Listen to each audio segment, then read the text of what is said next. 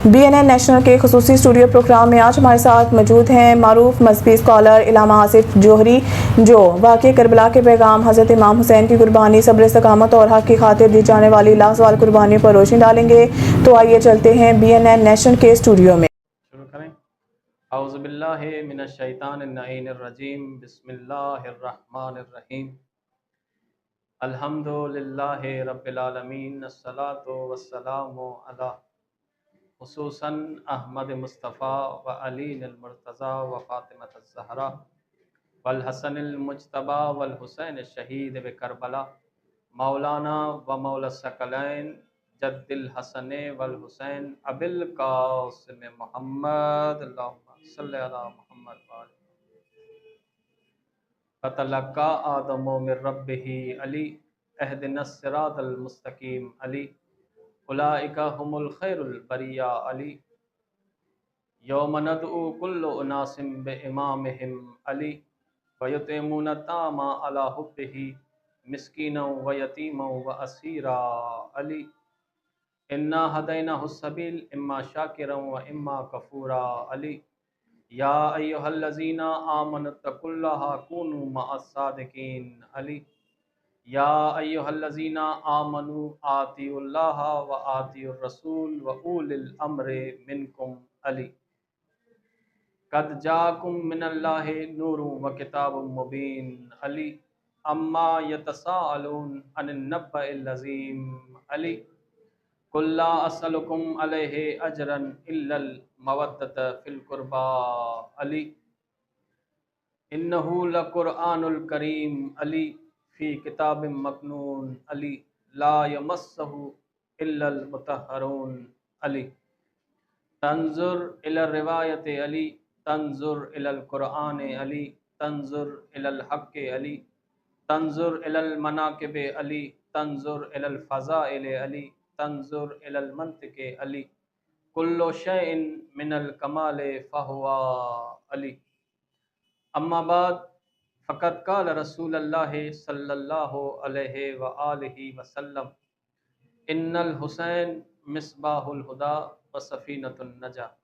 اللہم صلی علی محمد وآل محمد وعجل فرجہ۔ عزیزان محترم، سامعین کرام، آج کے دن کے مناسبت سے کوئی فضائل بیان نہیں کرنے، کوئی فضیلت امام حسین علیہ السلام کی بیان کرنا مقصود نہیں ہے۔ آج کے دن کی مناسبت کے حساب سے مصائب آل محمد آپ کی بہترین سماعتوں کی نظر کرنا چاہتا ہوں۔ عزیزان محترم، سامعین کرام، سرکار معصومین علیہ السلام کا فرمان ہے کہ جب ہمارے بابا حسین علیہ السلام کے مصائب سنو تو کوشش کرو کہ تمہاری آنکھیں اشک بار ہو جائیں، اور اگر تم امام حسین علیہ السلام کے مصائب پر رونے کی قدرت نہیں رکھتے تو کم سے کم رونے کی شکل بنا لو، اور اگر رونے کی شکل بنانے پر بھی تمہارا اختیار نہیں ہے تو کم سے کم جب ذاکر امام حسین علیہ السلام کے مصائب بیان کرے تو اپنی گردن کو نیچے کر لیا کرو۔ عزیزان محترم، سامعین کرام، امام حسین علیہ السلام پر گریہ کرنا اور آنکھوں کا وضو کرنا، یہ گویا میں اپنے لفظوں میں یوں کہوں کہ امام حسین پر گریہ کرنا اور آنکھوں کا وضو کرنا یہ اجر رسالت ہے، یہ اجر رسالت ہے۔ اور چونکہ سرکار رحمت اللہ عالمین محمد مصطفیٰ صلی اللہ علیہ وآلہ وسلم کے پاس لوگ آئے اور لوگوں نے کہا، یا رسول اللہ، ہم آپ کی نبوت و آپ کی رسالت سے بہت مطمئن ہیں، چونکہ آپ نے ہمیں کفر سے نکال کر ایمان میں داخل کیا، آپ نے ہمیں اندھیرے سے نکال کر روشنی میں لے کر آئے، تو یا رسول اللہ، ہم آپ کو اجر رسالت دینا چاہتے ہیں۔ تاریخ میں درج ہے کہ بہت سارے مسلمان سرکار رحمت اللہ علمین محمد مصطفیٰ صلی اللہ علیہ وآلہ وسلم کے پاس بہت سارے قیمتی طوائف لے کر آئے، ہدیے اور تحفے لے کر آئے، اور آ کر کہا یا رسول اللہ ہم آپ کو اجر رسالت دینا چاہتے ہیں۔ تو فوراً یہ ماجرا دیکھ کر پروردگار نے جب یہ منظر اور جب یہ ماجرا دیکھا تو فوراً جبریل سے کہا کہ جاؤ یہ آیت لے کر سرکار رسول خدا کے پاس جاؤ اور یہ آیت سرکار کو بتا دو۔ تو قرآن کی آیت نازل ہو گئی کہ کل لا اسألکم علیہ اجرا الا المودۃ فی القربى، کہ میں تم سے رسالت کا کوئی اجر نہیں چاہتا، اگر تم مجھے رسالت کا اجر ہی دینا چاہتے ہو تو پھر کیا کرو، آل محمد سے مودت کرو۔ محبت اور مودت میں فرق ہوتا ہے۔ قرآن نے لفظ مودت استعمال کیا ہے۔ محبت فقط زبانی ہوتی ہے، لیکن مودت جو ہے اسے عملی جامہ پہناتی ہے۔ مثلا آپ امام حسین علیہ السلام سے محبت تو کرتے ہیں، لیکن امام حسین علیہ السلام کے لیے سبیل نہیں لگاتے، امام حسین علیہ السلام کے لیے نیاز تقسیم نہیں کرتے، امام حسین علیہ السلام کی زائرین کی، ان کے عزاداروں کی خدمت نہیں کرتے۔ یہ آپ امام حسین سے محبت تو کرتے ہیں، لیکن امام حسین سے محبت تو کرتے ہیں لیکن اسے عملی جامہ نہیں پہنا رہے۔ عملی جامہ آپ تب پہنائیں گے جب آپ امام حسین علیہ السلام کی دل میں محبت رکھیں، آپ کی زبان امام حسین علیہ السلام سے محبت کا اظہار کرے، تو اس سے اچلا درجہ، اس سے بڑا درجہ مودت کا ہے۔ آپ دل سے اور زبان سے اقرار کریں کہ میں حسین سے محبت کرتا ہوں، تو پھر آپ پر ضروری لازم واجب ہو جاتا ہے کہ آپ سبیل امام حسین بھی لگائیں۔ آپ پر لازم واجب ہو جاتا ہے کہ اپنی استطاعت کے مطابق ننگر امام حسین علیہ السلام بھی کریں، نیاز امام حسین علیہ السلام بھی کریں، اور اسی طرح جو ہے عزا کے کاموں میں مشغول ہو جائیں تاکہ اجر رسالت آپ ادا کر سکیں۔ تو میں اپنے الفاظوں میں ایک چھوٹی مثال یوں دے سکتا ہوں کہ آپ کی نماز، آپ کا روزہ اور آپ کی جتنی بھی عبادتیں ہیں وہ کسی بھی کام کی نہیں ہیں، وہ قابل قبول نہیں ہیں، وہ درجہ قبولیت کو نہیں پہنچتی، کیونکہ سرکار رسول خدا اور خود اللہ پاک کا واضح اعلان قرآن مجید میں موجود ہے کہ قل لا اسألکم علیہ اجرا الا المودۃ فی القربى، کہ آل محمد سے مودت کرو۔ محبت رکھنا بھی اچھی بات ہے، لیکن جب آپ معرفت کا ایک درجہ بڑھے گا، پہچان میں اضافہ ہوگا، تو پھر مودت پیدا ہوگی۔ اور میرے بیان کرنے کا مقصد بھی یہی ہے کہ آپ محبت کے ساتھ مودت بھی کریں امام حسین سے، تاکہ آپ بروز محشر سرکار رحمت اللہ علمین محمد مصطفیٰ صلی اللہ علیہ وآلہ وسلم کے سامنے شرمندہ نہ ہوں۔ مثلا چھوٹی سی مثال ہے، اگر بروز محشر آپ کا سامنا سرکار رحمت اللہ علمین سے ہو جائے، اور یقیناً ہوگا، اگر آپ سے سرکار سوال کریں کہ تم حسین سے محبت تو کرتے تھے لیکن کیا تم نے حسین سے مودت بھی کی؟ تو محبت اور مودت کی ڈیفینیشن اور تعریف میں نے آپ کو بتا دی ہے۔ یہ معرفت کے درجات ہیں، اور اسی لیے معصومین علیہ السلام کا فرمان ہے کہ ایک شخص تقریباً ایک گروہ امام حسین علیہ السلام کے پاس آیا اور کہنے لگا سرکار آپ ہمیں جو ہے وہ اپنے فضائل بتائیں، آپ کی فضیلتیں کیا ہیں، اللہ نے آپ کو کیا کیا عطا کیا ہے۔ تو امام حسین علیہ السلام نے خود ارشاد فرمایا کہ میرے فضائل کا میں دیکھ رہا ہوں کہ تم میں سے کوئی ایسا فرد نہیں ہے کہ جو میرے فضائل کا متحمل ہو، یعنی میرے فضائل برداشت کر پائے۔ تو انہوں نے اصرار کیا ابن رسول اللہ، ہم آپ کے فضائل سننے کے متحمل ہیں اور ہم برداشت کر لیں گے۔ تو امام حسین نے پریکٹیکل طور پر، مثالی طور پر کہا کہ ٹھیک ہے، ایک بندہ مجھے دو، میں اسے اپنے سارے فضائل بتاتا ہوں، پھر دیکھ لینا، اگر اس نے برداشت کر لیے تو میں اپنے فضائل تم سب کو بھی بتا دوں گا۔ تو سرکار نے اس گروہ میں سے ایک بندہ اٹھایا اور امام حسین نے اپنے پاس نزدیک بٹھا کے اس کے کان میں کچھ ارشادات فرمائے، जैसे ही सरकार का कलाम ख़त्म हुआ, सरकार की बात ख़त्म हुई इमाम हुसैन अलैहिस्सलाम की, तो वो बंदा जब इमाम हुसैन से उठकर अपने गिरोह के पास गया तो वो पागल हो चुका था। तो इमाम हुसैन अलैहिस्सलाम ने मजमे से मुखातिब होकर कहा कि देखो अब बताओ क्या तुम मेरे फ़ज़ाइल को बर्दाश्त कर पाओगे। जब इस बंदे ने, इसे मैंने अपनी फ़जीलतों में से सिर्फ़ एक ही फ़जीलत बताई है, उसका नतीजा ये निकला कि ये पागल हो गया है। तो आले मोहम्मद को समझने और उस पर अमल करने, सीरत मासूम को समझने और फिर उस पर अमल करने की ज़रूरत है। और मारिफत का ये मतलब हरगिज़ नहीं है कि आप किसी मासूम का किसी मासूम से तकाबुल करें। मसलन कुछ दिमागों में, कुछ अज़हान में ये ख़्याल आते हैं कि मौला अली अफ़ज़ल हैं या इमाम हसन अफ़ज़ल हैं, इमाम हसन अफ़ज़ल हैं या इमाम हुसैन अफ़ज़ल हैं। ये जो आपके दिमाग में सवालात आते हैं, ये आपके ईमान को खा जाते हैं। ये सवालात, इनकी न कोई हैसियत है न कोई औकात है। बस आप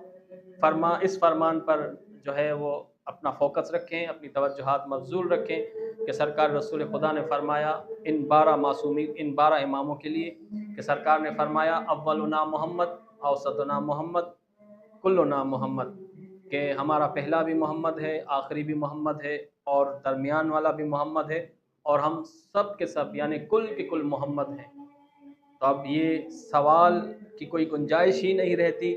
कि इनमें से इमाम जाफ़र सादिक अफ़ज़ल हैं या इमाम रिज़ा अफ़ज़ल हैं या इमाम मोहम्मद तकी या मौला अली नकी या सरकार मौला कायम आले मोहम्मद, इनमें से कौन अफ़ज़ल है।